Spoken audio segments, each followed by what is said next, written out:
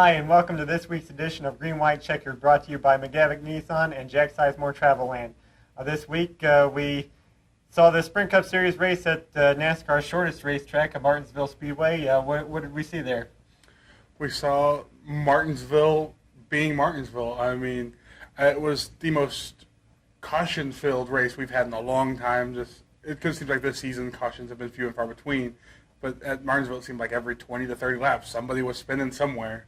But what we did see, we saw an old favorite, Jeff Gordon, be able to pull it out, which, you called. And it's going to be exciting going to the end. Yeah, and now in terms of, like you mentioned, a ton of cautions. It just seemed like the drivers did not have any patience.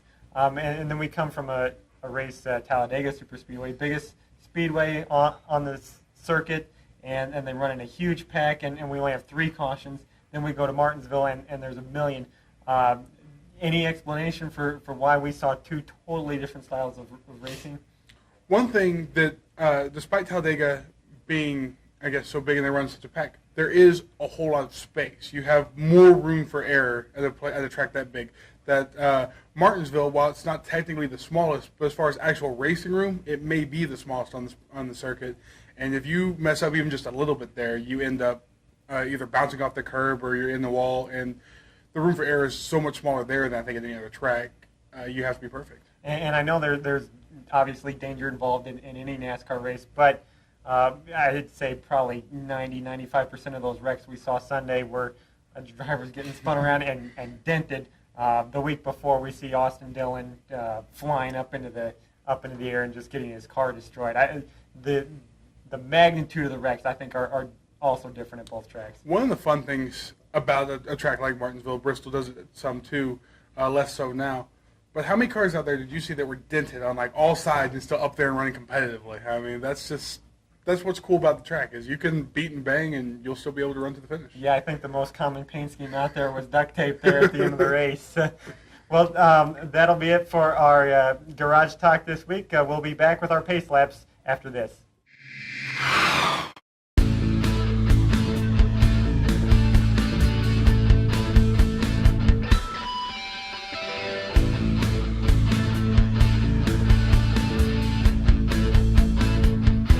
Hi, and welcome back for Pace Laps, brought to you by Route 66 Motor Speedway. Now this week, the chase is going to head into the final stretch, I would say. Going to go to Texas Motor Speedway with a tie atop the point standings with Jimmy Johnson and Matt Kenseth. What do you think we're going to see this week? More of the same. There's going to be a lot of Jimmy Johnson and Matt Kenseth up front. It's just going to be another one of those types of races. But with Texas, it's going to be fast and it's going to be fun. There's going to be 3-4 different grooves out there that people are going to be running off of. And I don't think one of those 2 drivers will actually get the win this week. They'll be up at the front. They're going to be top 5. I think this is going to be one of our closest points battles we're going to have. I don't think it'll be decided till Homestead. It's kind of sad when you look at how good Jeff Gordon did last week at Martinsville, and he was able to get the win. And then you look behind him, Kenseth finished 2nd, Jimmy Johnson finished 5th, and he's still 26 points back. I mean, it's really hard to come back from that. He's going to need something to happen to those 2 guys. Still rooting for a guy like him just to maybe make a run at it. But as far as who I think is going to win, I'm going to go to the guy that won back in the spring. I'm going to take Kyle Busch. He's very inconsistent, like right now in the chase, but at the same time, he's good at these types of tracks. And whenever he gets going at 1.5 miles, you can't really stop the guy. So I think he's going to get the win this week. Yeah, and even if he's inconsistent, that means he's great in a few races. So maybe this will be the one. I'm going to go with one of those 2 leaders. I'm going to take Matt Kenseth. It seems to me that when we get down to these final few races, it turns into a duel. I think now that we've got Talladega and Martinsville out of the way, now it really is a 2-man show to the end. It's going to be Johnson versus Matt Kenseth, and I think Kenseth's going to strike the first blow here at Texas. Might not gain many points because Johnson might finish 2nd, but I think Kenseth will come out of this race with the win. Do you think that it was a big statement for Kenseth to be able to beat Johnson at Martinsville and be able to bring the points back to a tie, when everybody was thinking that maybe Johnson would be able to pull away a bit at Martinsville? I do think it was in the fact that once Johnson had taken that lead after Talladega, I think a lot of people thought, okay, Johnson's got the lead, it's over now. He's won 8 times at Martinsville, and and he's just going to carry on to the championship like we've seen happen so many times. So I think Kenseth's coming back and finishing better than him at Martinsville, and now tying him in the point standings. Kenseth is going to be a big factor in this championship all the way down the line, I think. And what about, so you did say you think Gordon is done at this point, correct? I think everybody else is. Like you mentioned, he's still within one race, and but if he goes out and wins the next 3 races, and Kenseth and Johnson both finish in the top 5 even, he still might not be able to catch him in those 3 races. So I think it is pretty well down to those 2. And we'll be back with a special guest this week for Getting Our Kicks, brought to you by Budweiser.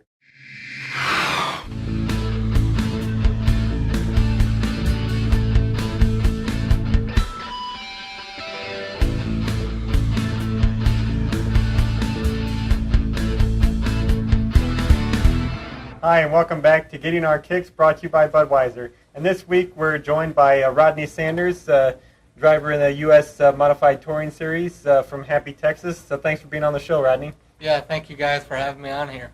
And could you just tell us a little bit of what the type you're racing doing this year and kind of how your year has been going? We drive a dirt modified.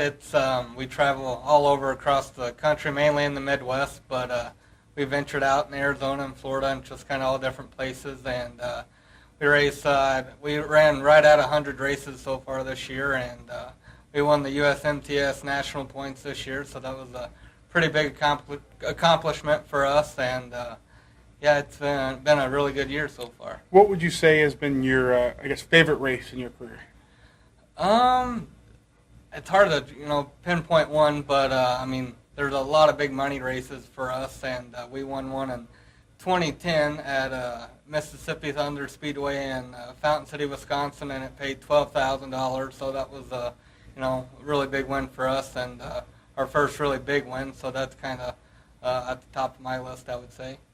So now you're 24 years old? That's right, yeah. And, how did you originally get started in racing?